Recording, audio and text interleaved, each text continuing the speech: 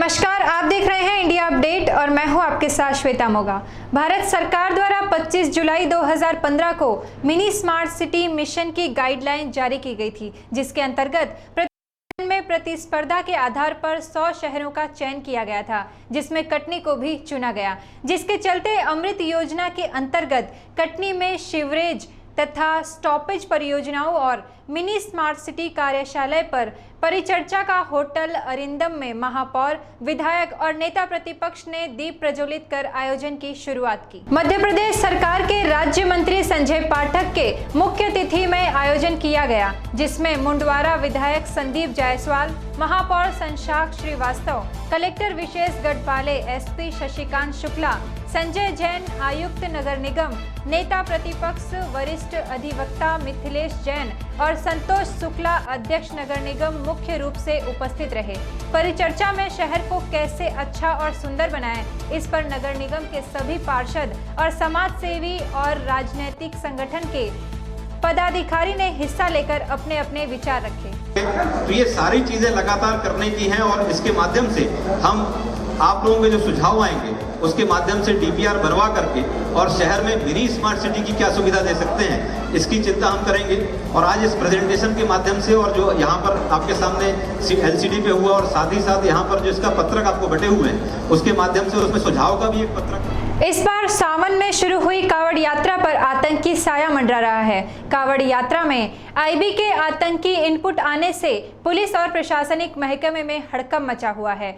मुजफ्फरनगर के संदीप शर्मा उर्फ आदिल नाम के आतंकवादी से मिले होने के बाद सहारनपुर पुलिस ने जिले भर में हाई अलर्ट जारी कर दिया है। जिला प्रशासन ने कावड़ मार्ग पर आरआरएफ, पीएसी समेत भारी पुलिस बल तैनात किया है। कावड़ मेले में संदिग्धों पर नजर बनाए रखने के लिए कावड़ मार्ग पर सीसीटीवी कैमरे और ड्रोन कैमरे के साथ कावड़ियों के भेष में भी पुलिसकर्मी तैनात किए गए हैं।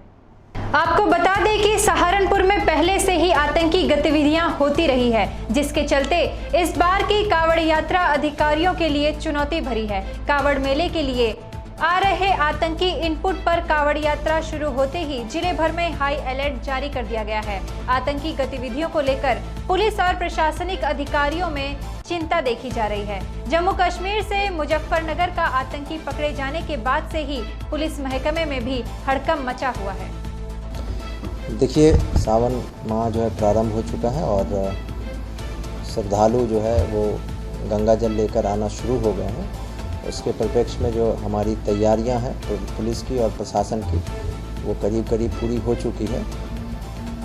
जो प्रशासन की तरफ से रोड पैचअप कराना, इलेक्ट्रिक जो है ट्रांसफार्मर या वायर्स, इन सब की भी जो व्यवस्थाएं थी वो कर ली गई है। पुलिस की तरफ से जो व्यवस्था है उसको हमने पूरे ज़िले को सुरक्षा व्यवस्था और ट्रैफिक व्यवस्था के दृष्टिकोण से 8 जोन में और 15 सेक्टर में विभक्त किया है।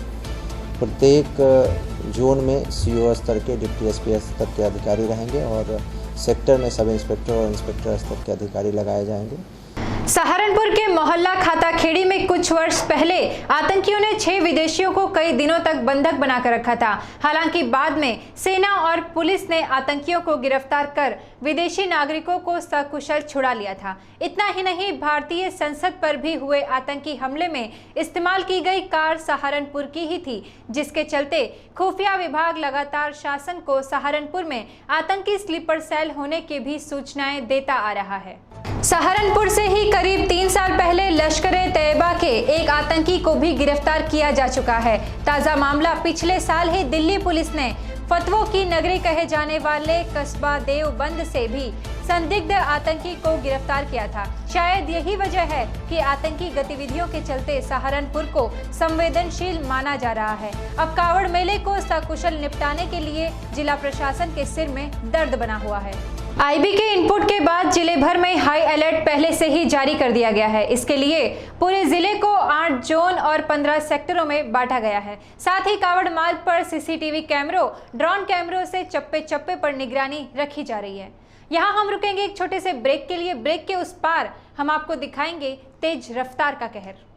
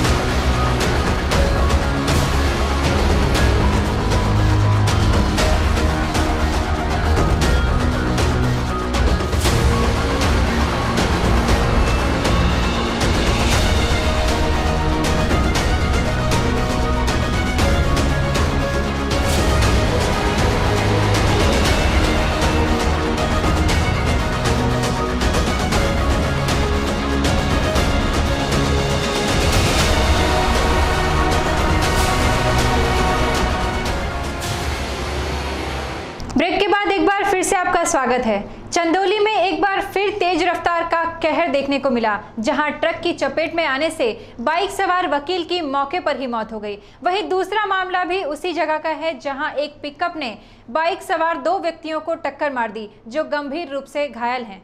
मामला भभुआ मोहनिया पथ के रतवार का है, जहां वकील भोला पांडे की सड़क दुर्घटना में मौत को लेकर जिला अधिवक्ता संघ ने 50,000 की सहयोग राशि मृतक के परिजनों को देने की घोषणा की। कैमूर अधिवक्ता संघ के सदस्य होने के कारण भभुआ कोर्ट के कार्य स्थगित रहने की बात कही और भभुआ बीडीओ ने वकील के परिजनों को 20,000 रुपए का चेक दिया। वकालत रेगुलर करते हैं। किसी काम से मोहनिया जा रहे थे। 10 साढ़े 10 बजे की घटना है भभुआ थाना क्षेत्र के रतवार गांव के पास, जो कि गाड़ी क्रॉस करने में ट्रक से धक्का लग जाने के चलते इनका एक्सीडेंट हो गया और वहीं पर वो डेथ हो गया, जिनकी मृत्यु। जिला अधिवक्ता संघ की तरफ से भी हम लोग 50,000 रुपया उनको सहयोग राशि देंगे और जो सरकार का जो एक्सीडेंटल राशि देने का नियम है 12/7/2017 को अधिवक्तागण जिला अधिवक्ता संघ के न्यायिक कार्य से विरत रहेंगे। न्यायिक कार्य नहीं करेंगे ना उनका शोक सभा मनाएगा। हुगली पुरसुड़ा के नीमडांगी इलाके में बस हादसे में घायल हुए बस यात्रियों के मुआवजे की मांग को लेकर सड़क पर जाम लगाकर विरोध प्रदर्शन किया। यह विरोध तकरीबन 1.5 घंटे तक चला। इस वजह से सड़क पर वाहनों की लंबी कतारें लग गई। सड़क परिवहन मार्ग से यात्रा करने वाले यात्रियों को भारी दिक्कतों का सामना करना पड़ा।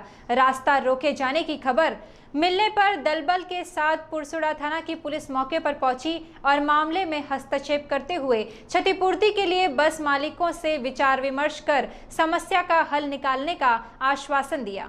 सड़क पर विरोध प्रदर्शन कर रहे प्रदर्शनकारियों ने प्रशासन पर लापरवाही का आरोप लगाते हुए बताया कि इस मार्ग पर अक्सर हादसे होते रहते हैं। यह मार्ग काफी व्यस्त रहता है। भीड़-भाड़ वाला क्षेत्र होने की वजह से अक्सर तेज रफ्तार वाहन दुर्घटनाओं को अंजाम देते हैं।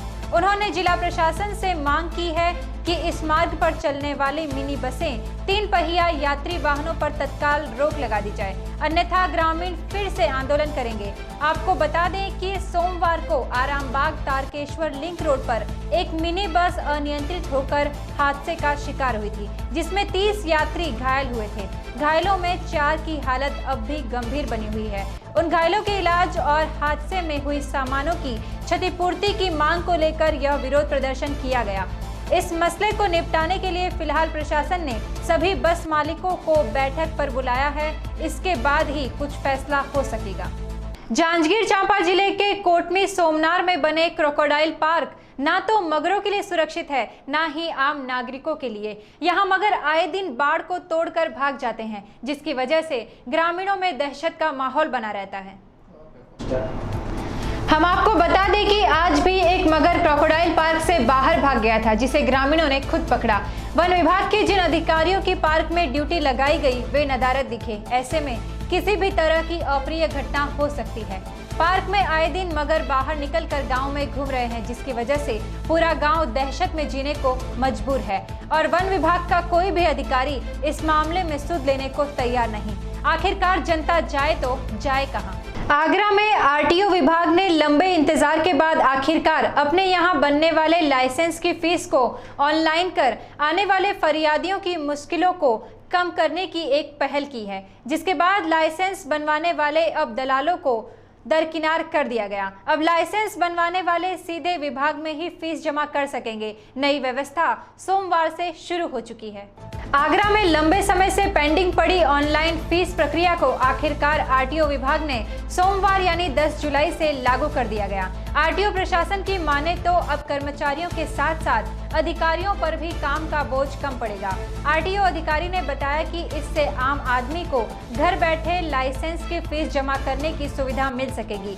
आरटीओ नेहा द्विवेदी ने कहा कि अब आम आदमी को फीस जमा करने के लिए आरटीओ विभाग में यहां से वहां नहीं भटकना पड़ेगा और घर बैठे ही आरटीओ की साइट पर फीस जमा हो सकेगी। इतना ही नहीं, आरटीओ का कहना था कि एक और जहां विभाग कर्मचारियों की कमी से जूझ रहा था, ऐसे में ऑनलाइन फीस जमा होने से समय के साथ साथ कर्मचारियों पर भी काम का बोझ कम पड़ेगा, जिससे विभाग अन्य पेंडिंग पड़े कामों को भी निपटा सकेगा। आरटीओ में हमेशा से ही दलालों का बोलबाला रहा है, जहां फीस के नाम पर खुली लूट को अंजाम दिया जाता था, लेकिन ऑनलाइन फीस जमा होने के कारण ऐसे मामलों पर अंकुश लगाने की उम्मीद जताई जा रही है। मेरे साथ इस बुलेटिन में इतना ही। आप देश और दुनिया की तमाम खबरों के लिए देखते रहिए इंडिया अपडेट।